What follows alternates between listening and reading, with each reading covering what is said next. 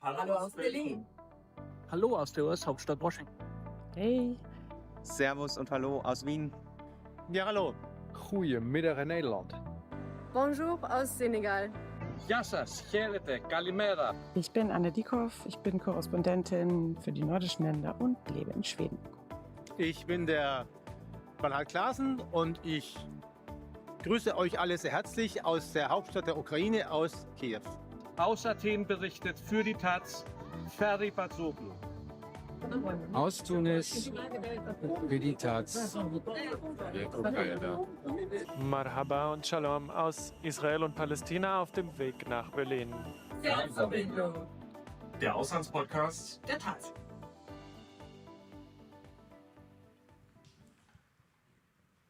Good evening. Welcome to our Taz talk this evening. Change on the horizon, where and above all who is charting Israel's path. To everyone who is here tonight and also to those who are joining us on the live stream, a very warm welcome. This Taz talk is special because it's organized in cooperation with Rosa-Luxemburg Foundation, which we are very thankful for. It's great to have you here. And I would also like to give a special thanks to Nimrod Flaschenberg of Israelis for Peace, who helped putting together this panel. Thank you. And before we begin, I have two announcements to make. One is that over there we have Jan from Rosa-Luxemburg Foundation, who will go around or pass around a list where you should please put your name. This has something to do with Rosa-Luxemburg internal procedures. So thank you for your cooperation. And the other thing is that you saw probably that on every chair there's a card and a pen. We invite you to ask questions, but not by speaking, but by writing them down on the cards. And at the end of our discussion, when we open the floor for questions, we will collect these cards and we will choose from the questions on the cards to pose them to our esteemed guests, who I will introduce in a second. This is just to keep things more organized and to give the opportunity to many people to ask questions. I'm sure you catch my drift. So without further ado, I have the great pleasure today of welcoming three great guests here. Next to me, sitting next to me, is Aida Touma-Sliman, born in Nazareth, a member of the Israeli Knesset since 2015, representing the left-wing electoral list Hadash Ta'al, also called Hadash Aljabha, and she is also the former chair of the Committee for the Status of Women and Gender Equality. A warm welcome.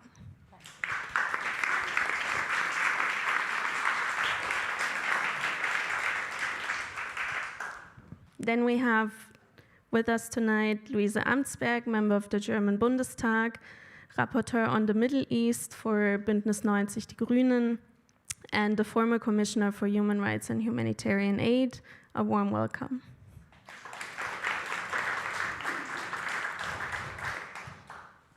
And we have on the right Gil Shohat, born in Bonn, Germany, to Israeli parents, director of the Israel Country Office for the Rosa-Luxemburg Foundation, and soon the manager or the program officer for Western Asia here at Rosa-Luxemburg in Berlin. Thank you for coming tonight. And my name is Lisa Schneider. I will be doing the moderation tonight. I am the Middle East editor for Taz here at the Foreign Desk. So,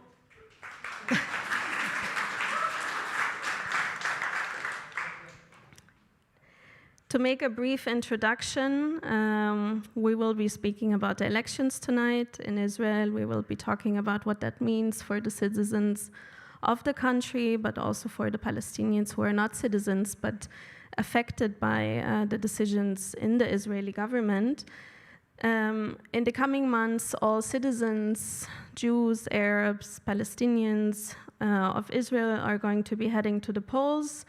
And frankly, the circumstances these elections are happening in could be better. Israel is at war on multiple fronts, and I think it's safe to say that society in the country is more divided than ever between the religious and the secular, between liberals and conservatives, and also between the Palestinian and the Jewish population. So where is Israel heading? Under whose leadership? What is that going to mean? We will discuss it tonight. And I want to begin with you, Ms. Touma-Sliman. You served as a member of Knesset for quite a few years now. You've seen quite a lot of governments. But since 2022, the government in Israel has been very right-wing, extreme right-wing, religious in parts. How do you look back on the last 4 years as a politician of the opposition? Okay. Thank you. Thank you for having me and inviting me, giving me the opportunity to address the audience. Actually, that's true. I've been in the Knesset 12 years, although it sounds 120 years, but it's 12 years. And I've seen different governments, and I've seen situations where we went through elections but did not have a government because, in my opinion, Israel have been in a crisis for a long time now. And the crisis, as much as we, and you described it as a crisis between religious and secular and liberals, and I think the crisis is much deeper in Israel because Israel went through a situation where it got to a dead end, either to really solve the real problem, which is continuous occupation and oppression of another people, and to release itself from that situation where the citizens of Israel are deemed also to be under that occupation in the meaning of behaving in this policy. But in the last 3.5 years since this government was created, I think we are facing a situation that we have never faced in the past, because this government is not only the first all right-wing government in Israel. It's a government that have very clear components of fascism in it. And it's a government that is leading our communities into a situation where endangering the whole situation, not only inside Israel, not only in Palestine, but in the region, as we can see. And it is, to tell you the truth, it was really difficult to go through the last 4 years. I think it was difficult for any average Palestinian citizen or under occupation. It was also very difficult for the average Israeli Jewish community to go through those 4 years. In my opinion, it has been escalating in the last 4 years. These divided, as you mentioned, communities are trying to find a way to solve the problem without really reaching the real problem. The discussion is very deep, and there is a lot of anger and fragmentization inside the Israeli Jewish society around the matter of being drafted to the army.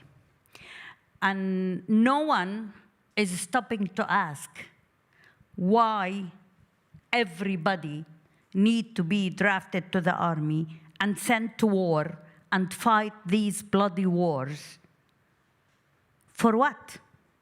Nobody is asking the real questions of why you have to enforce people who don't want to go to the army and to participate in the war.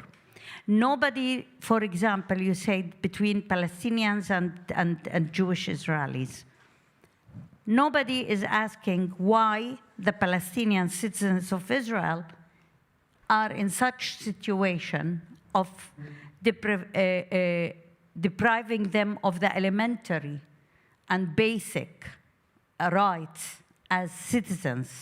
Why we are witnessing a situation where the state we are living in is leading a genocide against our own people in Gaza. And we have to be able to tell our opinion, but we are not, because there are so much repression measures that people are arrested, people are fired from work for just addressing the issue and talking about it.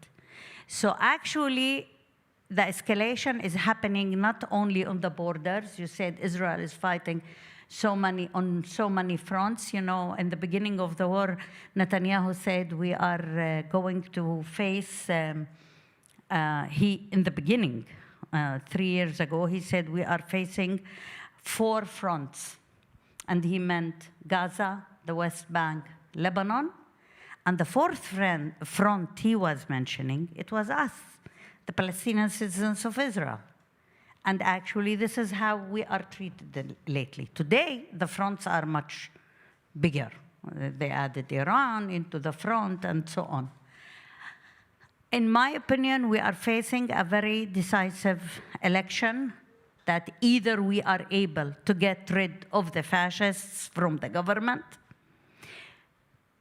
create a new situation where there is a different government, not the best government you wish for any of the people of the world. We know that this government is not exactly what we are wishing for, but at least we know one thing. This election there should be one first mission, to get rid of the fascists for the survival of everybody. We will get back to the questions of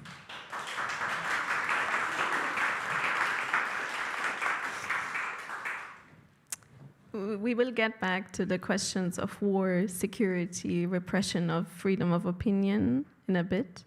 But before that, I would like to pass the next question to Ms. Amtsberg. Yeah, it's a bit warm. I'm sorry. I don't think we can cool things down, unfortunately. As long as they know it's not out of stress. It's out So now you know. Let me pass the next question to Ms. Amtsberg. Germany and Israel have a very special relationship. I don't want to get into the details of that right now, but I want to ask you has this current government also been a challenge for you, for the German government, for the German opposition? Because as Ms. Touma-Sliman mentioned, it's quite a bit different from those governments that came before it, with everything that even was going on there. Well, has it been challenging? Yes, of course. I think it's, when it comes to bilateral relations, the most challenging part, because we share a history, or have a special relationship because of our history, lesson learned from the Holocaust, called Staatsräson, which has been debated in our sphere a lot. But, and I think this is important to mention, for me, Staatsräson does not mean the support of any government, but the support of the people, and meaning all people in Israel. So just to clarify that, and I also believe that this special relationship, and with regard to our history, it also must be said that we have the international law, which is also a result of the Holocaust and these terrible atrocities that Germany back in the days has done. So both of this must be part of the debate, must be part of the discussion. And because of that, it is challenging, seeing how Israel is violating international law, how little, and this is speaking from experience, how little there can be done to put pressure, to motivate for a different path, finding solutions for the people in Gaza that still need humanitarian assistance and a perspective. So yeah, it has been challenging, and not only in the bilateral relations, it is also challenging when you see or observe the debate we have here in Germany. So what really is frustrating me and making me really sad is that politics was not able, and this is also self-critical of course, was not able to create rooms where we can debate without violence, verbal violence, where we can debate things and put the fear and all the desperation and vulnerabilities on the table that people are also experiencing here in the country. So we have had so many really, I don't know how to classify, but so many weird situations on German stages, like filmmakers from Israel who have been attacked from Germans being anti-Semitic, or people who speaking out and asking the right questions who are targeted. So this all creates an environment where we cannot speak openly about the fears and the desperation we all feel inside. And this is something that German politics should have done and failed to do. And it is really hard from a perspective or a position now to go back there and find a way to hear the voices without violence and discrimination and everything, but have an honest debate about what this actually means, not only for the people in Israel and Palestine, but for all of us. I hope our event tonight will fall into this category, tooting our own horn here. Mr. Shohat, I want to move on to you. We're speaking about the elections tonight. That's our main topic. And I think the Israeli political landscape right now is a bit complicated, you could say. So please do your best to just briefly lay out for us, what does it look like at the moment? Who's the opposition? Who is moving where in the polls, basically, just for all of us here to understand what exactly we're talking about tonight. Thank you so much for the invitation. Thanks to you for coming. So yeah, to put it mildly, it's very complicated. It always has been complicated. As opposed to Germany, Israel's party system is very fragmented historically, but especially in the last 10 to 15 years, it's become more and more fragmented. It has also a lower electoral threshold than in German parliament in elections. I think it's now 3.25%, Aida, if I'm not mistaken, the threshold for 3.25? Okay, so rather precise. So this means that Israeli parliament has many parties and parliamentary factions inside it. Currently we have the right-wing, partly fascist government consisting of the Likud party of Benjamin Netanyahu, consisting of ultra-Orthodox parties, consisting of national religious, settler messianic parties, who are basically in power for the last almost 4 years now, and they're faced by a number of opposition parties, 5 to 6 at least opposition parties, then also the Arab Palestinian parties in parliament, to which Aida obviously belongs to one of them, or mainly Palestinian party. Hadash is a Palestinian Jewish party, historically a communist party. And then you have basically now an election campaign where we see that for the last years, and I've printed it out for myself to be precise, that the government bloc is lacking a majority in the polls already for several years, basically since 7th of October. The polls have been bad for Netanyahu's government. Currently they stand around 52 mandates out of 120. So you need 60 plus mandates or 61 mandates to form a majority government. And currently the ruling parties come up to 52. Some of them, for example, the party of Bezalel Smotrich, Tzionut Datit, religious Zionism, wouldn't even pass the threshold. So it doesn't look good for the parties in power. But what makes things complicated, and Aida related to this previously, is of course that you have an opposition that is also not particularly strong in its opposition to the fundamental questions we have in Israeli society. In my opinion, in our opinion, the question of occupation, the question of control of Palestinian people, the peace question. And so you have now an opposition consisting of mainly also like more liberal parties, like, for example, the former Yesh Atid, which is liberal, not in all senses, obviously. And you have, but also right-wing parties, militarist parties like Israel Beitenu of Avigdor Lieberman, who are in opposition and are now seen as a liberal alternative to the ruling government, but basically share a lot of the values that have been guiding the government in the last years. And they, in the opposition poll, in the opinion polls, come up to approximately 57, 58, maybe 59 seats. And then you have the Palestinian, the Arab parties in Israeli parliament, consisting of currently 4 parties, who are currently the kingmakers. But nobody wants to work with them, mainly. That's a big problem, mainly concerning the party of Hadash and Balad and Ta'al, who were together in the 2015 to 2020 or 22. And then there is the Islamic list of Mansour Abbas, who has been in government in the previous election cycle, in the so-called government of change. So everything's very fragmented. There is no majority for either side at the moment. And many experts, I think, see a scenario that you will have an election in the fall, but then it might be followed by an election again a few months later if there's no majority on each side. This is a scenario Israel had already from 2020 to 2022. I think there were 5 elections in 2.5 years. Aida knows best, I guess, what this means for the society and for the political system. So this is currently this kind of deadlock that we see, which makes it very complicated to also foresee what's going to happen in October. So as you can see, it's a little bit complicated, but I hope we will be able to lay it out for you tonight. You mentioned, Mr. Shohat, that basically there is, at least in some aspects, not too much of a distinction between the main opposition parties and the parties that are currently in the government. I just came back from Israel and the West Bank on Monday, so last week, when I spoke to people, basically security is the question in these elections, and I think the majority of Jewish Israelis today has come to the conclusion that security comes through the wall, through checkpoints, through occupation. I'm sure you would argue differently.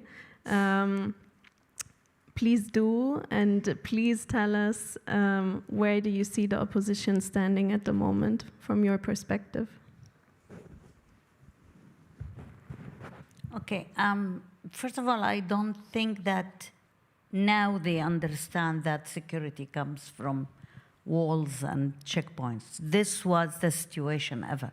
I mean, the situation was always creating more walls, creating more separation in the last, at least since the second Intifada in the beginnings of the 2000. This was the approach, to block, to avoid having a normal situation, and thinking that security can be brought by more power and more power. You know, in Israel, we say, they say, not we. They say that whatever don't come with power comes with more power or more force. So this is the attitude, this is the norma. And I wish that what happened in the last 3 years have proven that this is not how you can bring security. Avoiding the problem and creating more walls and creating bypass roads and avoiding locking the Palestinians in the West Bank in areas is not going to bring security to the average Israeli citizen. We have seen that. Because as long you are not addressing the major problem that is creating instability and is creating insecurity inside Israel, which is the continuous occupation, there is no way to guarantee security. The only way to guarantee security is to solve this problem and give the people the possibility to live a dignified and a normal and a human life without feeling this situation. Now, the opposition, what do I think about the opposition? For my regret, I don't see a real opposition in Israel. There is no real opposition. If you are talking about the Zionist, because, you know, in the last 3 years, I was always thinking how to separate myself from that kind of opposition, because I'm sitting in the opposition and they are sitting in the opposition, and believe me, I don't want to be included in that kind of opposition. I wanted to distinguish myself. So in the beginning, I used to say the liberal camp. But when you see how they are relating to issues related to human rights, civil rights, you understand it's not liberal in the meaning of really deep liberalism, but actually liberals for the Jews inside Israel. So this is not the name. Okay, an opposition to anti-Bibi, they are against the government, but we saw for 3 years they were actually not opposing anything because they were supporting the war and the aggressive measures that were taken by the government. So I decided eventually to say the Zionist opposition. This is for sure, I'm not included in that area of Zionism, okay? So now I'm looking at this opposition, and for our regret, this opposition, first of all, there is no one unified opposition.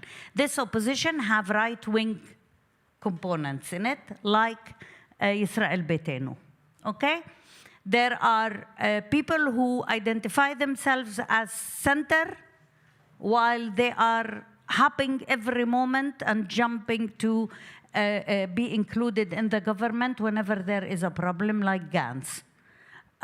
So actually, this opposition do not have a different vision to offer the people and to say, we are opposing this government because we think this is what we should be doing. And actually, they are always attacking the government from the right side of the map. Netanyahu is a failure because he didn't finish the work in Gaza. This government is not good because it is not finishing the war the way it should be in Lebanon. This agreement is not good with United States and Iran because Netanyahu didn't manage to get there the things they think. They don't have a different vision. They only are arguing how to get to the same point, how to create the same situation.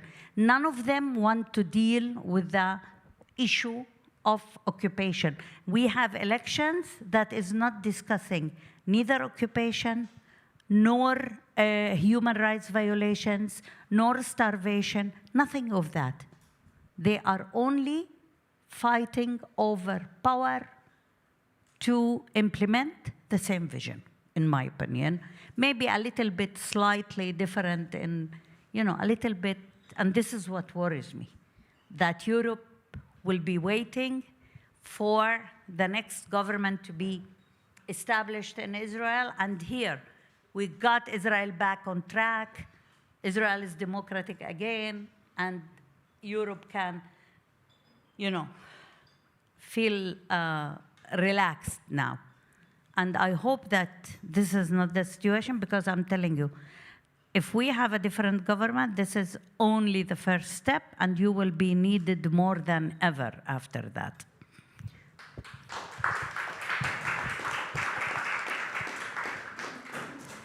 Ms. Amtsberg, perhaps you would like to reply to that. Is this the outlook basically within the German political system, within the German government and opposition? Well, I mean, seeing how this current government is been seen, and also speaking from experience, how long have we not seen that Israel is actually doing what they say they do?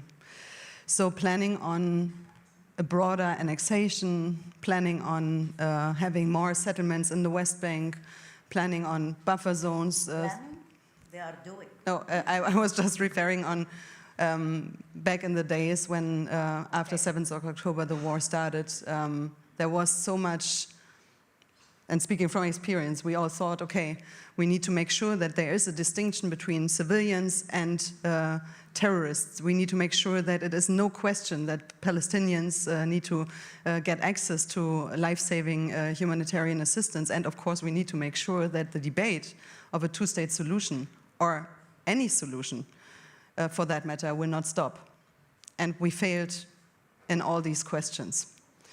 And I have the feeling, and this is of course also becoming very, very personal, having been in the responsibility also to foresee what is going to happen. It is, from a perspective right now, hard to understand that we at some point had the illusion and also the hope that we all together, the international system, community, Israel, and also, of course, the people, the Palestinians and the people living in the region can find a solution. That is something now even more, I mean, the two-state solution is so far away, like it has never been before, I think, from my observation, but you can also, of course, argue against that. So speaking about this government and the approach, we need, first of all, make sure that we all understand that Israel, the Israeli government, is actually doing what they say they do. And this is something I think in the German political sphere is not really there. It is always like the debate on, no, we will not get there, this will not happen, and always the thinking that we have an impact with our bilateral relations. And I think we need to understand that this in this current government is not the fact. We don't have an impact. And we could have one when, of course, government change always also means a chance for change. But when, from my outside perspective, when I see the situation, most of the parties, you said it already, don't address the elephant in the room. So the big questions on what is the perspective and how will they contribute. So I'm not very optimistic, to be honest. And also I think we are always talking about two blocks in Israel. There is the Arab parties, Gil mentioned it. It is something that surprises me that they don't have a real voice in this. They are not like put into the whole thing. It is always the two blocks and what they are planning to do. But I think if we are able to support civil society, to support democratic forces in Israel, there can be also a change and a chance for a different policy. But from this perspective right now, there is no hint that the political parties are really addressing the elephant in the room and the big questions. I think you would like to reply, right? Not to reply, maybe to be to involved add something. in the discussion. Actually, I wanted to say, first of all, I mean, when I said they are implementing, I think it has been for many years now that, especially in this government, that the annexation of the West Bank and the enlargement of settlements has accelerated in a way that everybody can see it. And it's strange for me that sometimes Europeans do not address it and talk about it, because whoever is looking at the situation in Israel, in the region, understand that the Israeli government is killing every possibility for a Palestinian state. And actually, the Knesset voted on that, and more than 100 members of Knesset rejected the idea of establishing a Palestinian state, meaning killing the possibility of the two-state solution, in their opinion. And I think it's what sometimes maybe if the relationship, the good relationship, the historical relationship, is not bringing an impact, maybe there should be evaluation what kind of a relationship, and the good measures are not always working, especially with the fascists. And I think that sometimes occupation, you know, there is a say that occupation stops when it becomes very costly, when it costs a lot. The occupiers have the word demanded a cost from Israel for continuing the occupation. I don't think that the historical relation included that kind of pressure. The last thing I would like to say, if we are killing the two-state solution, now we are admitting that there's a continuation for the apartheid one-state solution, because this is the situation. The current situation is that there is one state, the state of Israel, and it's an apartheid in the country. Do we want to tolerate that situation? And believe me, I know that that two-state solution is very far, is becoming as if fading out, but it is still more realistic than any other creative solution. Is it exactly what I want to see? But I think that the Palestinians should decide, do they want to continue to be under occupation and wait for a more creative solution? Or do they want now to be liberated and to have a state where they can live in dignity?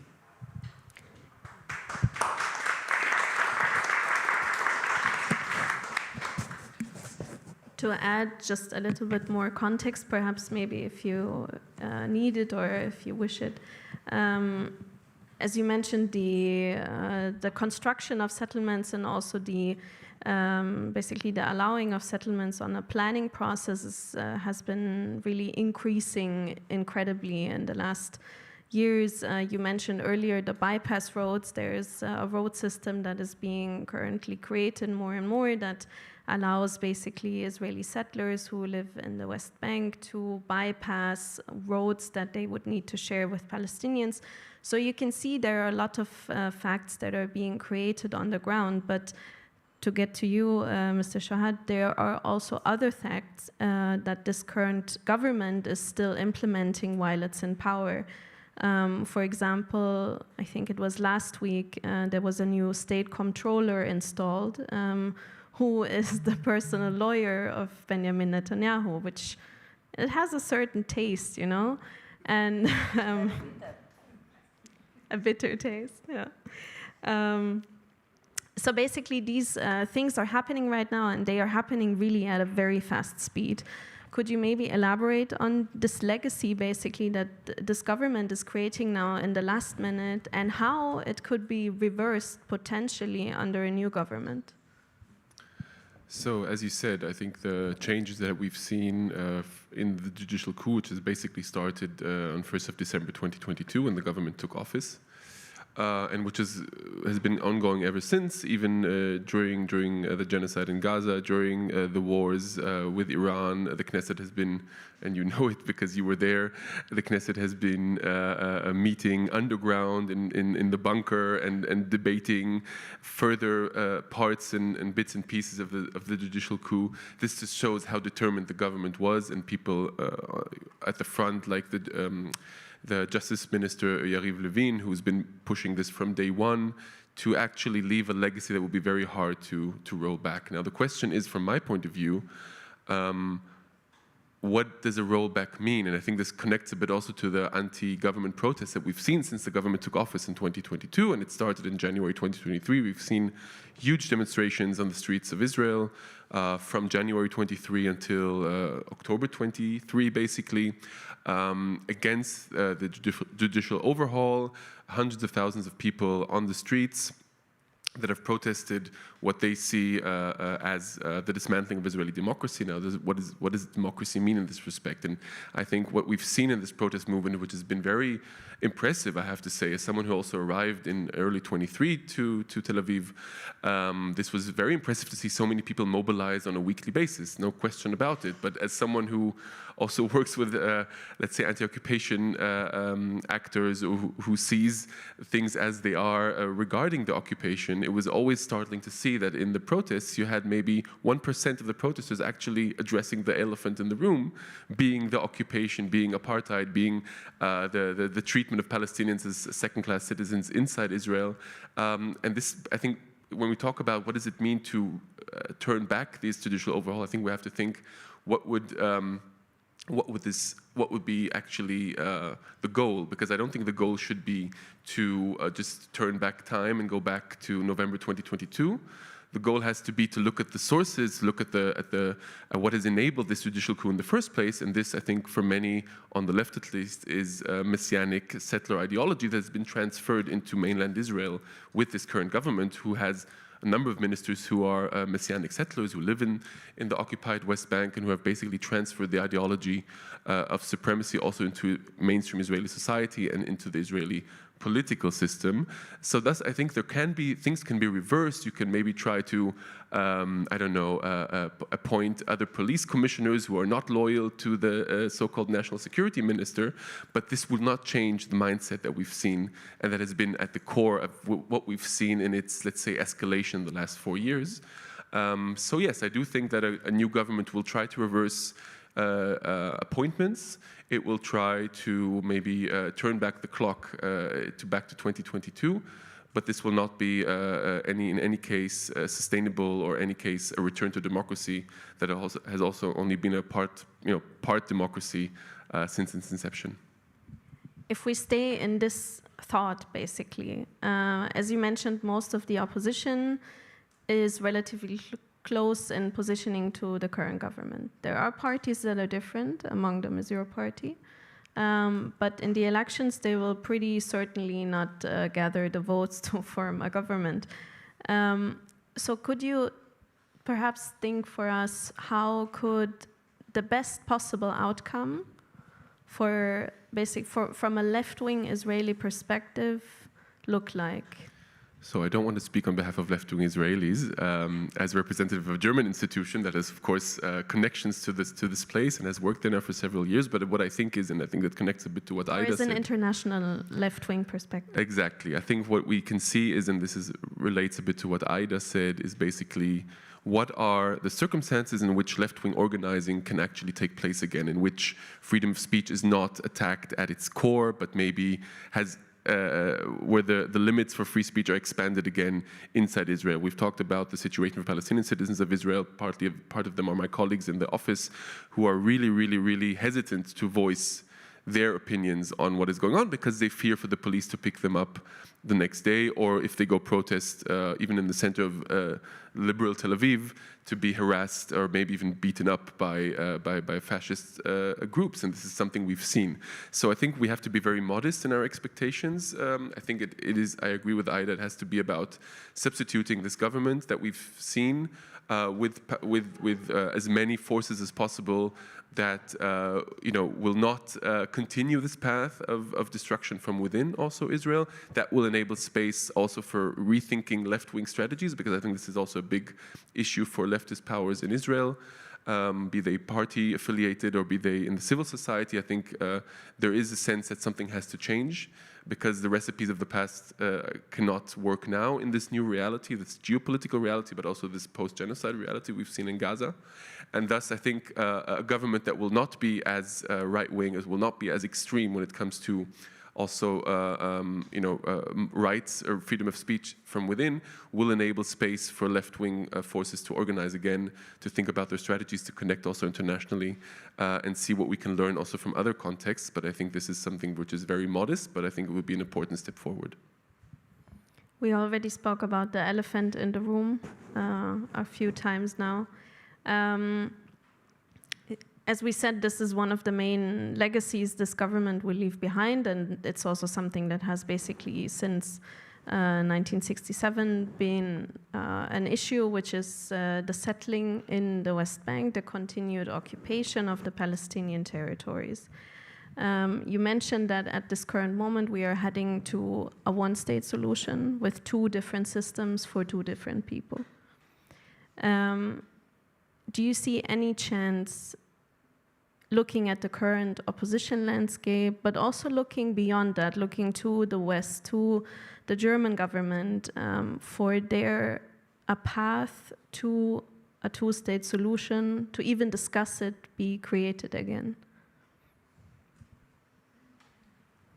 Well, let me put it this way. Unless we admit that it's not we are heading to an apartheid one-state solution, we are there.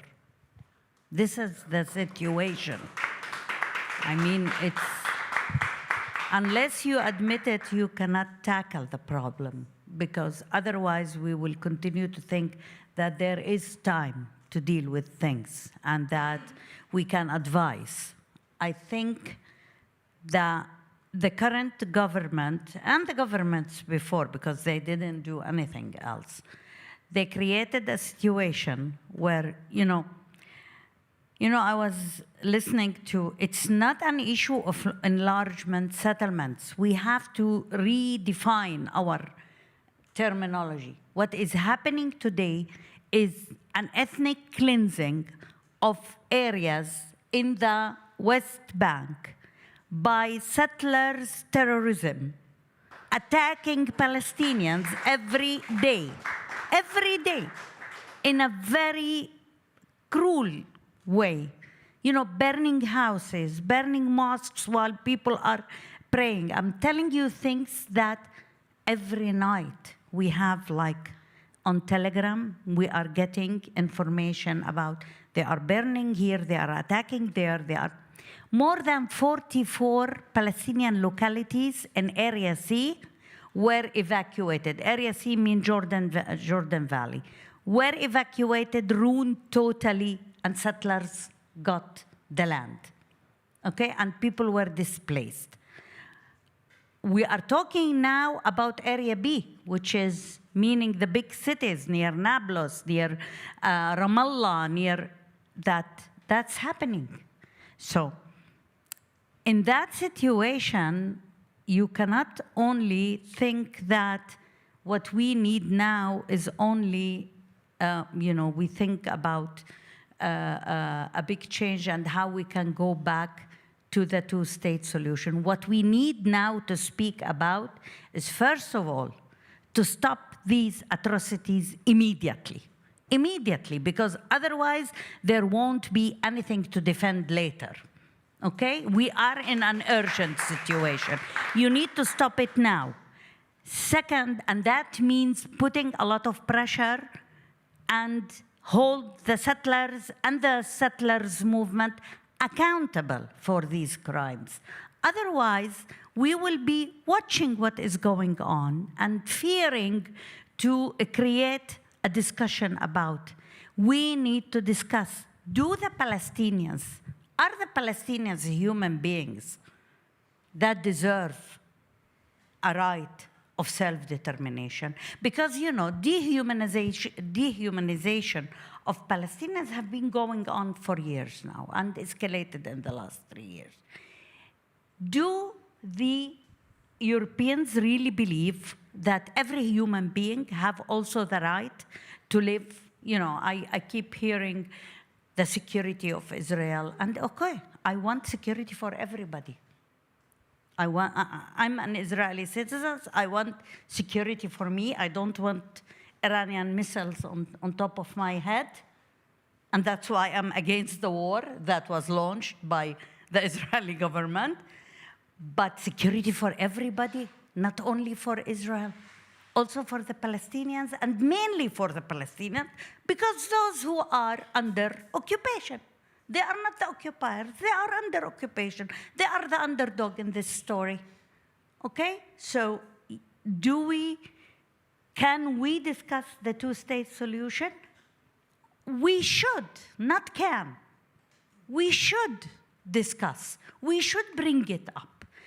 Bring it in the meaning of discussing the right of the Palestinians for self-determination.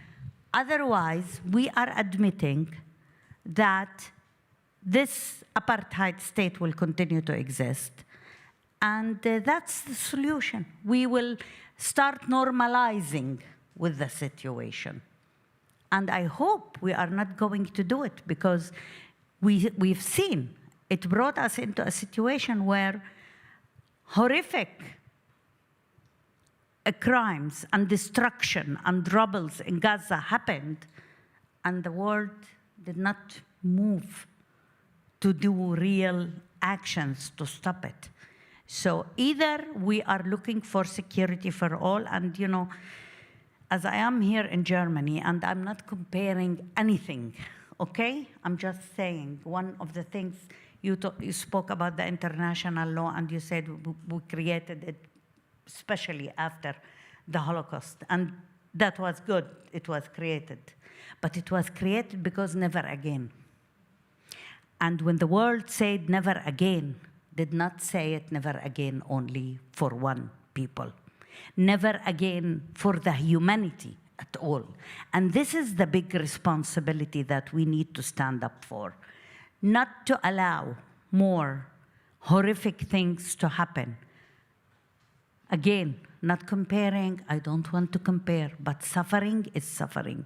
And people are killed, and children are with no hope, with no medicine, with no food. And this is the responsibility of all of us if we keep silent about it. So yes, we should talk about humanitarian aid, but we should talk about political rights also, because otherwise, you know, Palestinians are not a welfare issue. It's a matter of liberation. And when I'm talking about this, because I also want the Israelis to be free from being occupiers. It takes, I know, it ruins a lot inside the society. We are seeing it now. Society loses its morality, loses its identity, and it becomes a very angry, revenge, a horrible society. And that's why the division is becoming also bigger and bigger. Thank you. Ms. Amtsberg, basically, we can see there are small changes perhaps within the German political landscape regarding Israel and Palestine. There have recently been sanctions imposed on some settler organizations, but as you mentioned, it is probably not enough to correct the course. So how could a German intervention, basically within the constraints of the special relationship that Israel and Germany have, look like? Well, I mean, there have been positive developments, yes, but there have also been backlashes, and I think we also should talk about that, because, I mean, we have not talked about UNRWA today, but I think this is something that reflects on the debate in Germany pretty good. Having an organization that basically does what a Palestinian self-determination would look like, having a health system, having education, having some kind of state, near state situation, that is something I can't really not understand, that the German government, for example, was not prolonging the mandate of UNRWA, which means in this special situation that you will leave alone the people in Gaza, for example, because it is the whole humanitarian system in Gaza is run by UNRWA also the Palestinians in the neighboring countries, the Palestinians in Jerusalem and in the West Bank. So delegitimization of this organization means also that you are fronting the United Nations, the only institution that actually sets the environment and the space for what is right and what is wrong. So this was disappointing, and it shows that Germany in this question is not willing to help supporting in the meantime while we are seeking for a solution. The other thing is the recognition of Palestine. I used to also think that it is the best way to debate, to negotiate Israel and Palestine, the solution, and in the end, of course, there is the solution and the state. I changed my position because I think seeing what the Israeli government right now is doing, annexation and really bluntly putting this on the table, means that the international community must step in and say what they actually would like to support in the future. And the idea we should support is, of course, an own self-determination and an own state for the Palestinians. It's no way around that, because we have seen this way is a failure. It causes the death of so many people. It creates injustice and, of course, a lot of disappointment also in the international community by not being able to stop this. So I think we should talk about that, and also, of course, the sanctions. I mean, yeah, settlers are addressed, but this settler violence and the settler policy is not only some bad apples on the tree. It is systematic, and we should really talk about that, what this means. What is the end of the story? What is happening right now? It is, yeah, the limitation and, of course, the forcing away Palestinians from any place. And this is something we need to understand and address, and some sanctions are not enough. We should address also the Israeli ministers who are responsible for that. We should, of course, respect international law, even when it comes to arrest warrants for head of states. It is painful, especially for Germans, seeing this development. But there's no way around it. International law must also apply for Palestinians, must apply in every region in the world, and this is something we could address to put more pressure on it. We have failed to do so in the past, but we should not stop now.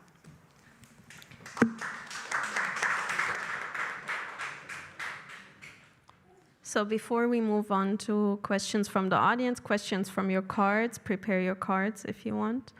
There's one last question that I would like to ask all of you. By now, 78 years have passed since the founding of Israel and everything that came with it, the displacement of Palestinians and the Nakba. And we are now at a point where I'm not sure the people who were alive at that point would have thought we would be 78 years later. So I want to ask you to think 78 years into the future. What would you like to see?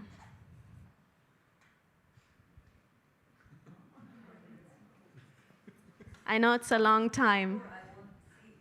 That's true, but we spoke about it earlier. Your grandchildren will be 86, I think you said. Yes. My grandchildren will be 86.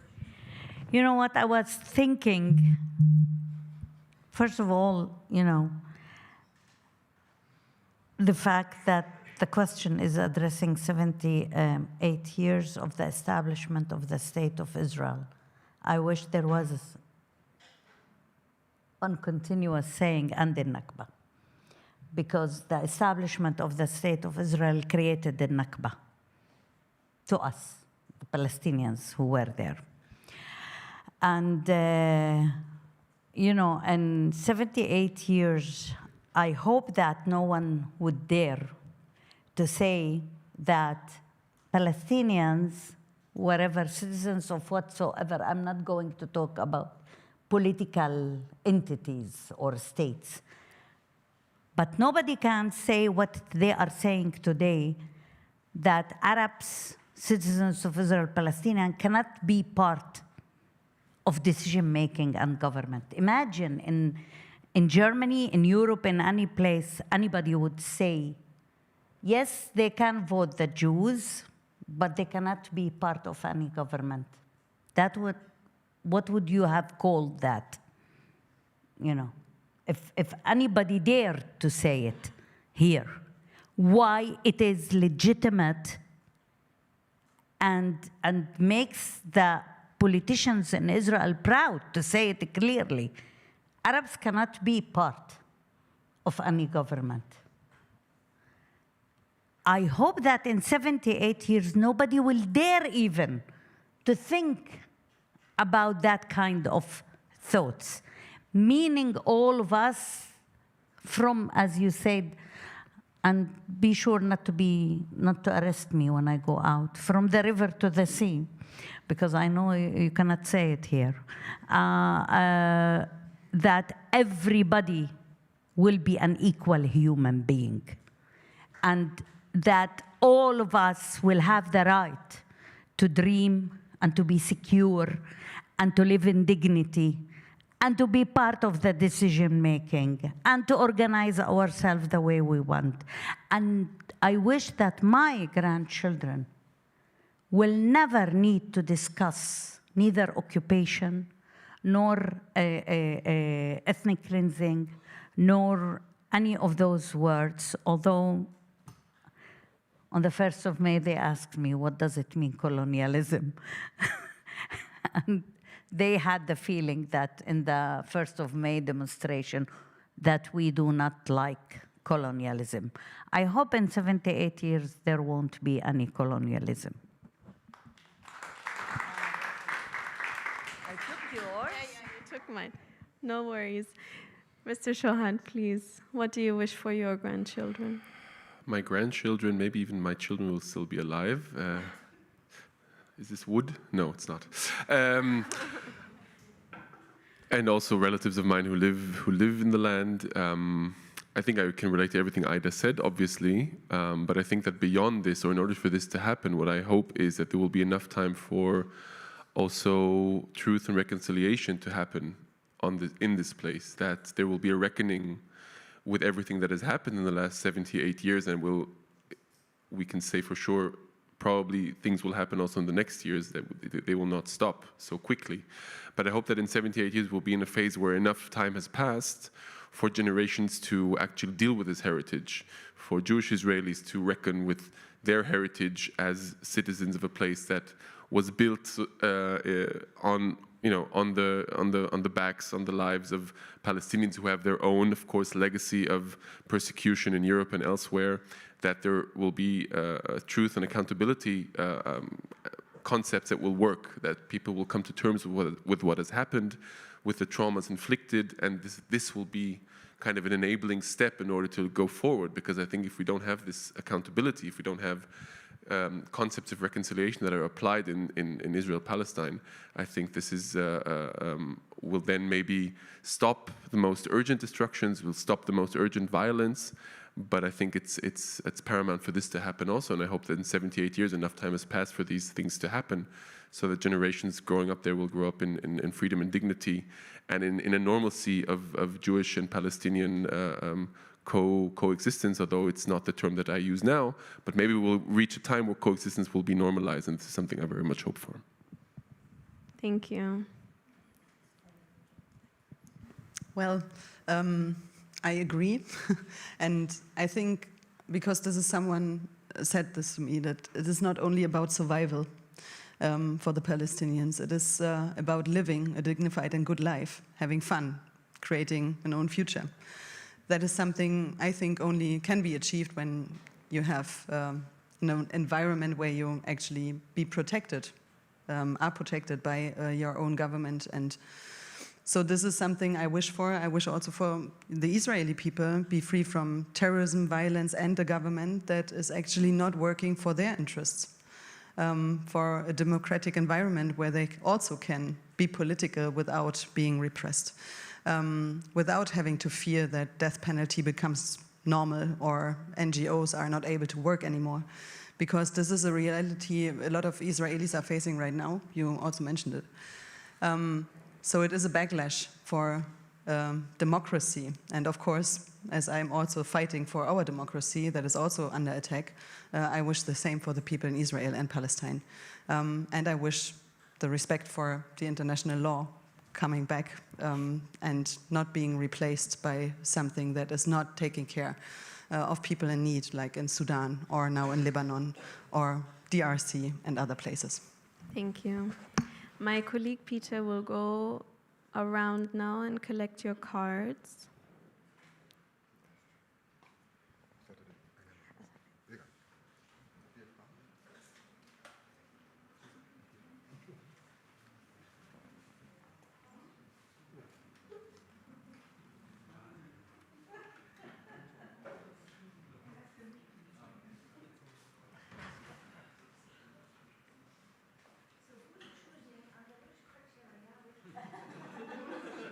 I will be choosing.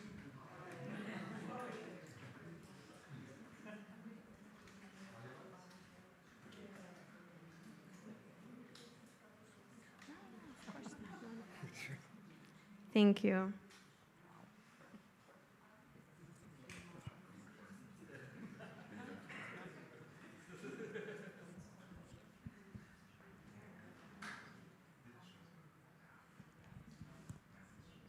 There's one question. I think it might be interesting.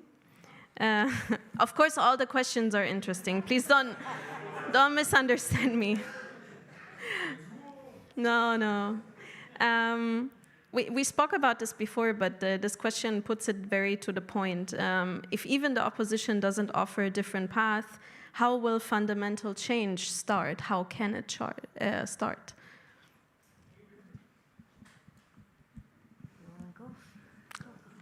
I don't think change will come from within, fundamental change. That's my deep conviction after the last 3.5 years. Not only 3.5 years that have proven this, but I think like the radicalization we've seen in Israeli society, the clinging to militarism as the only solution for solving conflicts, the belief in the normalcy of occupation, the belief that it's okay to kill tens of thousands of people from the air. I think all of this connected then, of course, to also the suffering or the trauma we've seen on the Israeli side, leads to a situation where Israeli society doesn't have the powers to fundamentally change itself from within. So this means that fundamental change has to be assisted from the outside. Aida spoke of the cost of occupation. I think as long as the cost isn't high enough, it won't stop, because the price isn't high enough, and then the incentive to actually change something isn't high enough. And I mean, what can be more proof, in my opinion at least, than the situation with Iran we've seen the last year?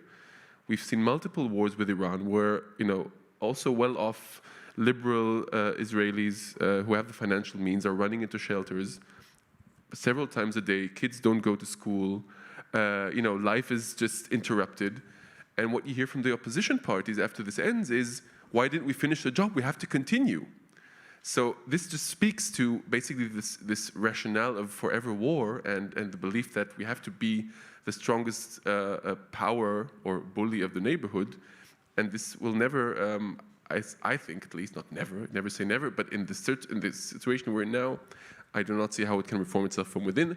But nevertheless, of course, it's important to support those powers from within, like Aida, like the parties who oppose these policies from within, like many civil society groups, protest groups, support them on the ground. But without fundamental pressure from the outside, it's not going to change. Thank you. So I have one question that is really going to go back into the thicket of election and policy and parties, and it's to you. How do you see the chances for a unified Palestinian list to participate in the elections and without Palestinian members? I mean, I think you mentioned that, the kingmakers, there will be no majority for either bloc, the anti-Netanyahu bloc or the pro-Netanyahu bloc. So how do you look at that?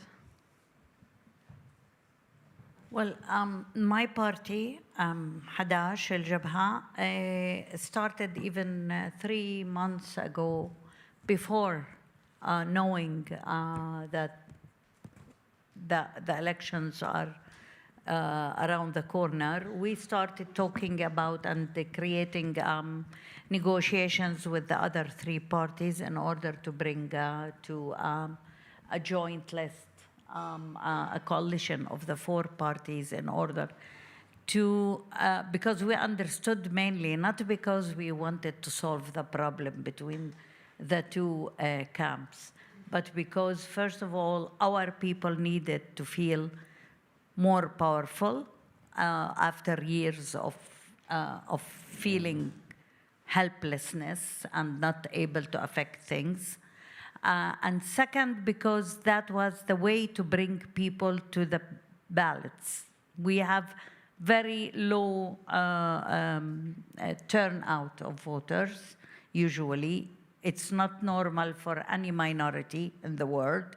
Usually minorities have very high turnout. We are on the contrary side because there is mistrust of the system. There is no trust in the system that will bring. But this time, the people understand how dangerous the situation is, and they want to go out and to vote, and having a joint list or a one list will encourage them. For our regret, because the stand of mainly the so-called opposition, the Zionist opposition, that don't want to include Palestinian Arabs in the next government, afraid even to say that they are willing to think about bringing the Palestinian MKs into the coalition. It's not like I'm dying to be there, but anyway, the fact that this is their stand, they don't want a coalition of the joint list, the 4 parties, because then the joint list will gain an extra, looks like 6 mandates in the Knesset. And those 6 mandates, they want them on their side, although they are not under, and one of them, Bennett actually, in one of the talks, and Lapid said very clearly, we prefer that you do not exceed more than 10, you know, because they want the others to be, you know, from their side and not to be obligated to join or to take any of us to the government. In my opinion, the problem is that one of the parties is very much, the Islamic movement is very much in coordination, in their opinion, with Bennett and Lapid, and that is postponing the creation of the coalition. I think if you are thinking that the world is splitting into 2 camps and there is no way to create a different government, you are wrong.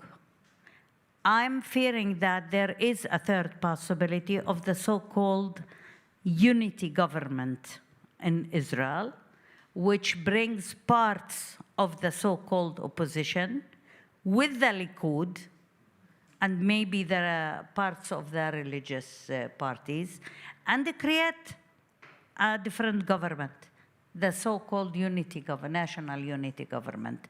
So this is a 3rd, if they are going to be pushed and not willing to think about using the fact that the Palestinians are voting, they might turn to that situation, and for them, it's more acceptable solution than, you know, to join the Arabs to the government, which there are, for my regret, some Arabs who are willing to join any government that will be existing. Not me, not Hadash, but. To stay with the topic, I have another question. Do you see any hope in the new initiative to influence Yair Golan's Democratic Party to address the occupation? Yair Golan is, I think, from the mainstream Zionist parties, the most left-wing one within the Israeli landscape at the moment. Do you have hopes, and do you see anything in them?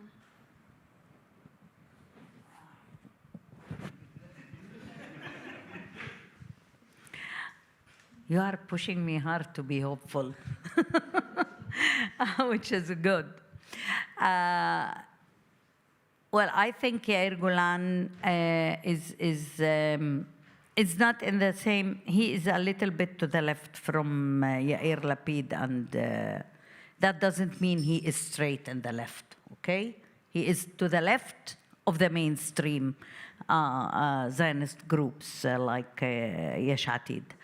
To tell you the truth, I cannot still comprehend him totally, because sometimes he is saying something and next day he is saying the opposite. Something for sure that he thinks in the long run that, and I'm using his terminology, to separate from the Palestinian is a good thing.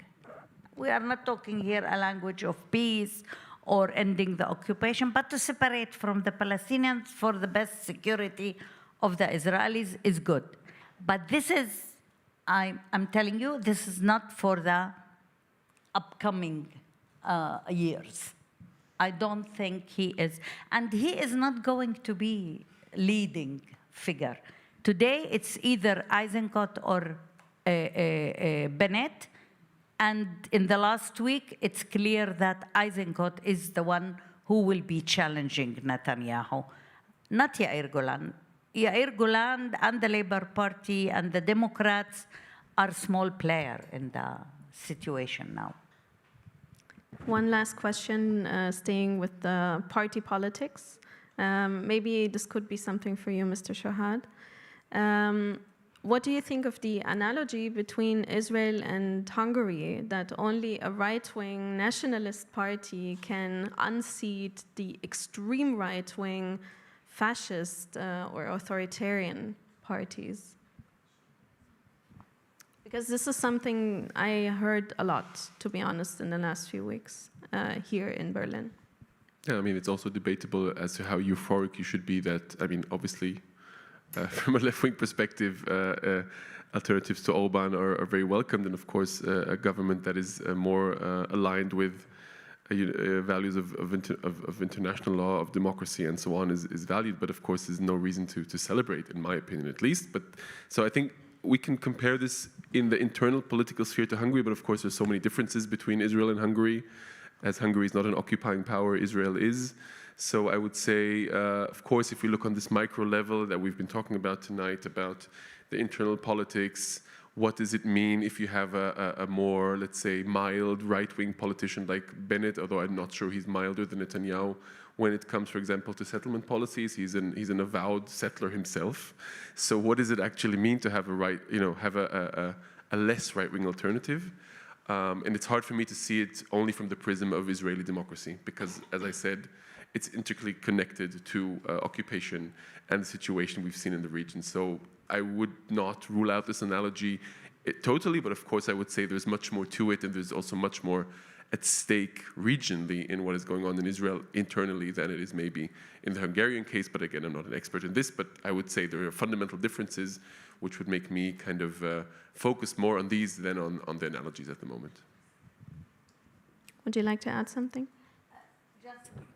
You know, I'm not an expert on Hungary and the change that happened, but something for sure that those who are going to change, if it's going to happen in Israel, to change Netanyahu, something for sure they are not the left.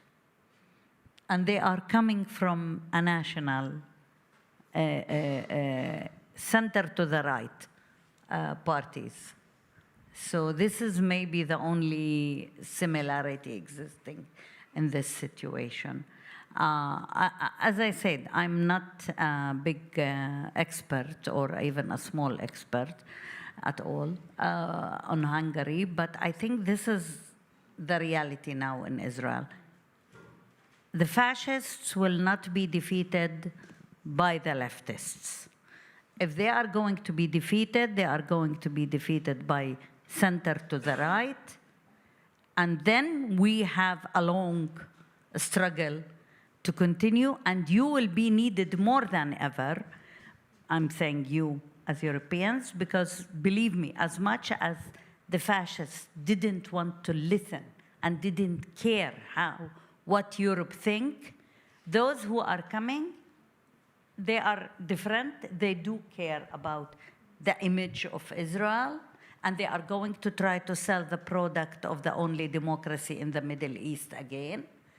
And then you have to tell them that this product is defect, and you should work better to make it a real democracy.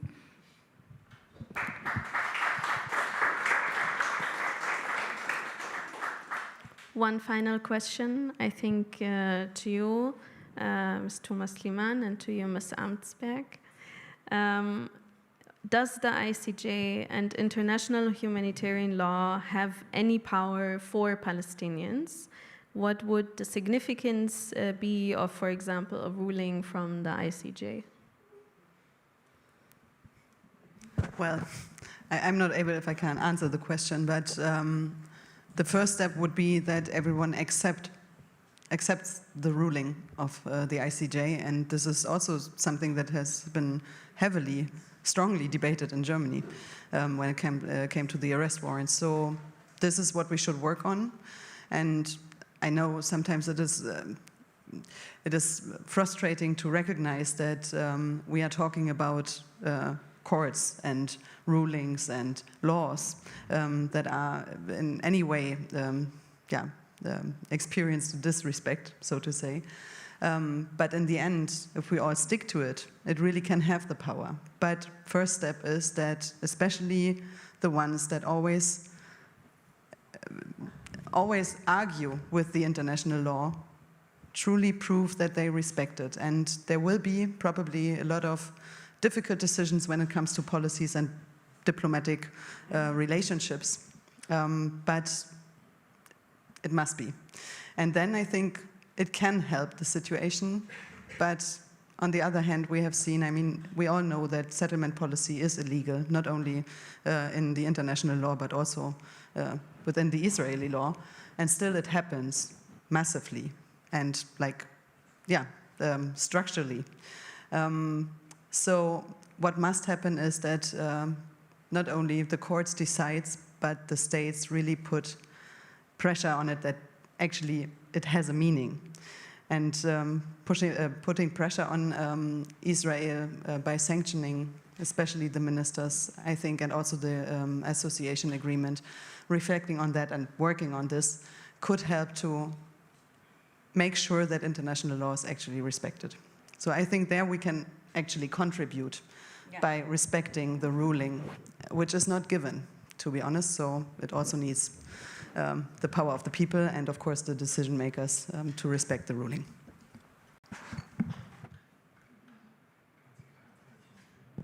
Would you like to add something? I think I agree totally. The decisions of the International Justice Court or any other international body have the power when they are respected by the states, by the international community, and interpreted into steps. It can be only a verdict, and it can be noted in the history that there was a decision.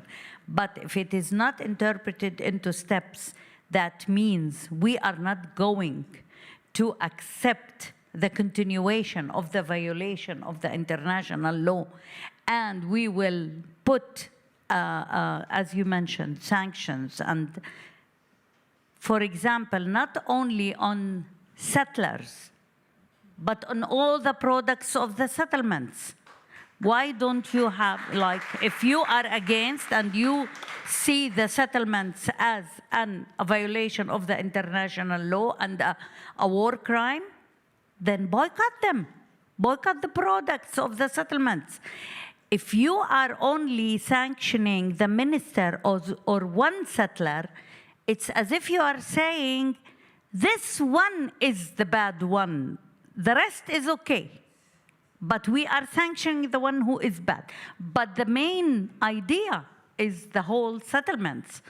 The other thing is, if you think that there is a verdict and you want to respect it, and it says that there were war crimes, so we are not selling and buying weapons from those who are committing the crimes in order to avoid more crimes to be committed.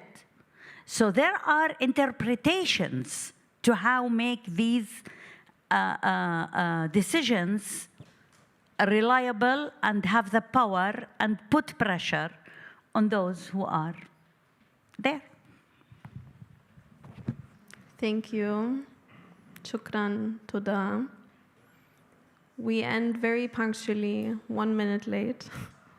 Thank you so much for coming tonight. Thank you for all your good questions. I'm sorry I couldn't read all of them. There are many more that I would have liked to ask our panelists, but please feel free to get a drink outside. We will also be here if you feel like you still want to ask a question. I'm hopefully not interfering with your further evening plans, but we will still be here for a while. So thank you so much and have a good evening.